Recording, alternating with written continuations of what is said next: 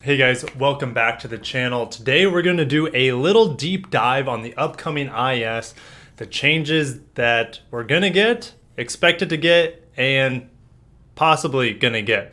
Don't forget to hit that like button, subscribe for more Lexus news and fun videos like this, and let's jump into it. So the new IS.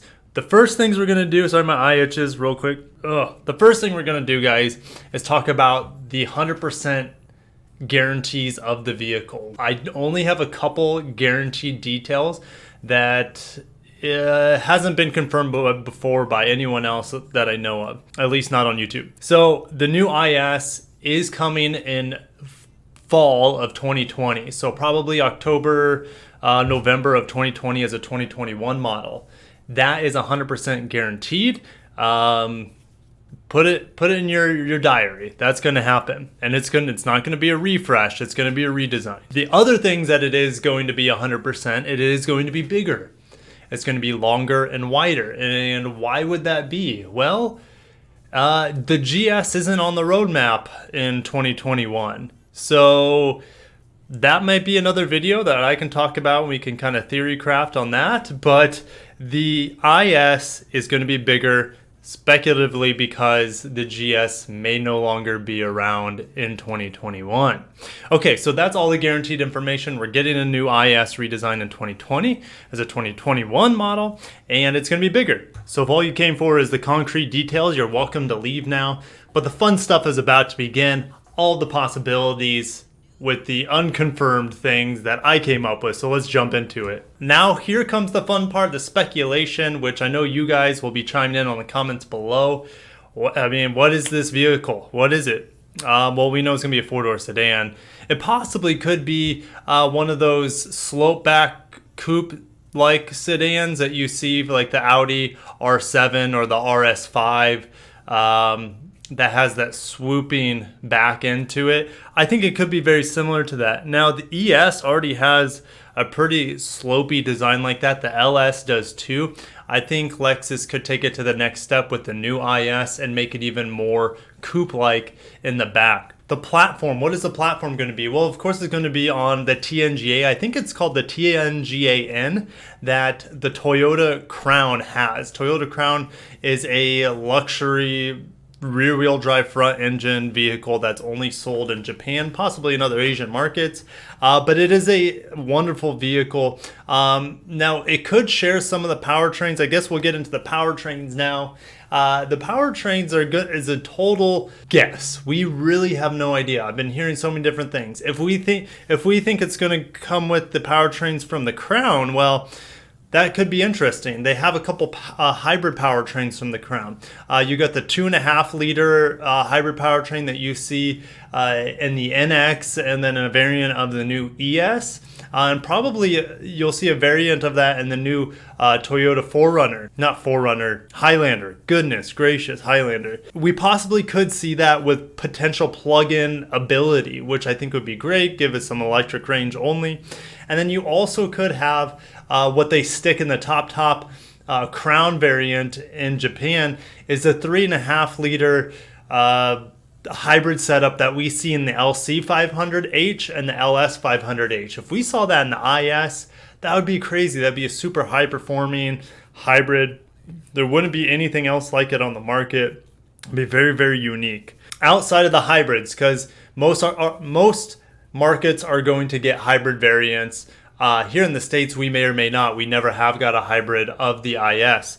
However, we can probably see a return of the 2.0 liter turbo, possibly up in horsepower a little bit from the 235, 240-ish that it's at right now, maybe around 250. That's a strong possibility in the base model. We could also see the new motor that has been leaked. I don't know if it's 100% going to happen or not. And this is a 2.4 liter twin turbo V6. Sorry, 2.4 liter turbo inline 4, and it is very potent. It has over 300 horsepower. tons of torque, a lot more torque than the outgoing V6. Speaking of the V6, it could be outgoing. We don't know 100%. It would be kind of weird to see an IS without a V6, at least a naturally aspirated V6 that doesn't have a hybrid. It would be weird not to see that 3.5 liter V6 that Toyota and Lexus put in like all of their vehicles. So that's a strong possibility that we might not see the V6 in the upcoming IS. But we're not done yet. So we talked about hybrids, we talked about turbo 4s. We're not done. If they're not going to have a naturally aspirated V6, they might, but if they don't, could we see some 6-cylinder motors? Absolutely. I had a pretty popular video a while back talking about how the B58 BMW engine that's in the Supra and the Z4 could make its way into the IS. That could happen. I don't think it's a large possibility, but it's still a possibility. There's a lot of logistics. How are they going to get that motor from Austria and put it in their vehicles that are assembled over in Japan? I don't know. It could happen. I don't think it would happen, but it's a possibility. And then what about the ISF? Well, the ISF is like a cult classic in the entire JDM automotive industry, market, culture, whatever you want to call it. The ISF is huge. Now, it's possible that they could go away from the 5-liter V8, which a lot of you would say that's like heresy. It's a sin. It should never happen, and that would be an abomination.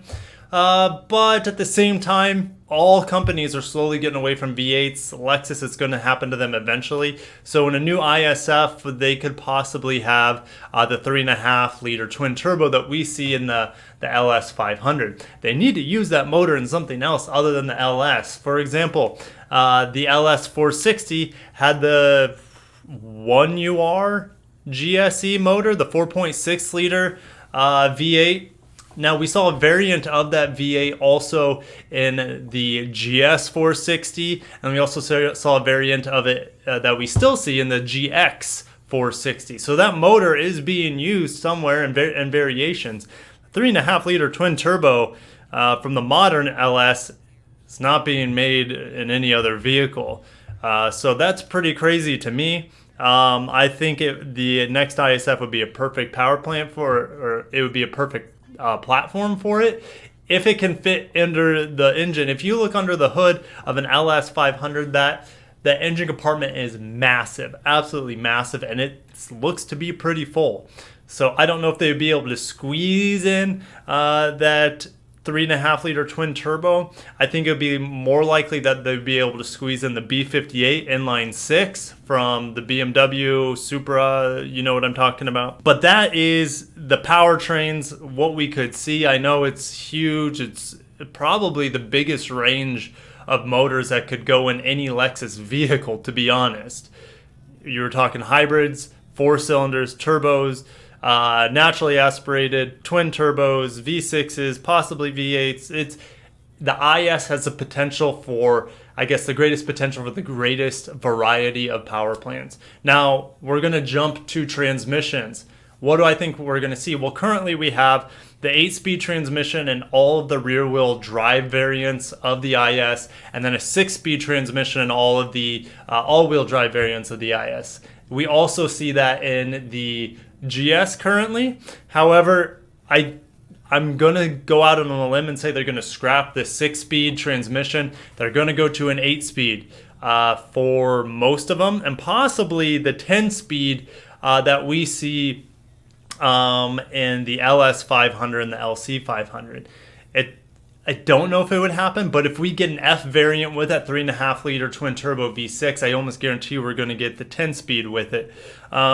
We're also, if we get on the other end of the spectrum, if we happen to get that 3.5 liter hybrid variant from the LC500H, for example, that has a 10-speed in it as well, and that is like it's a strange combination. It has 4 real gears, and then that has 6 simulated gears. So like the first gear is a real gear to my knowledge, and then it has 2 fake gears, and then it goes into 4th gear, which is real, and then it has 2 fake. Yeah.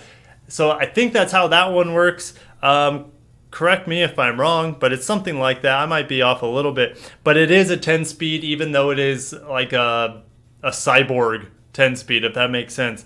And then of course we're going to get the traditional eCVT that we see and the 2.5 liter hybrids that we currently have on the market overseas. But that's about it on the IS. I know that's a ton of speculation, but we do know it's coming in fall of 2020 as a brand new model, as a 2021 model year car, and it is going to be bigger. It's going to be longer and wider, possibly based off the crown.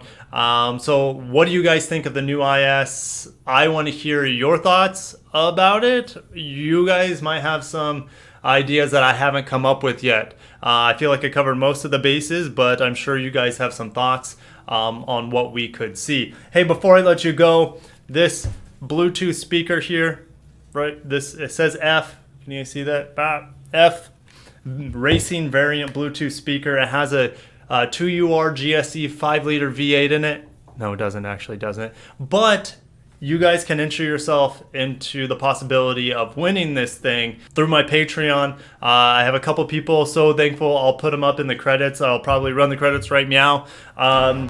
If you guys want to win it, you have to make yourself a supporter on the Patreon page before the end of the month, because this is my first ever monthly giveaway.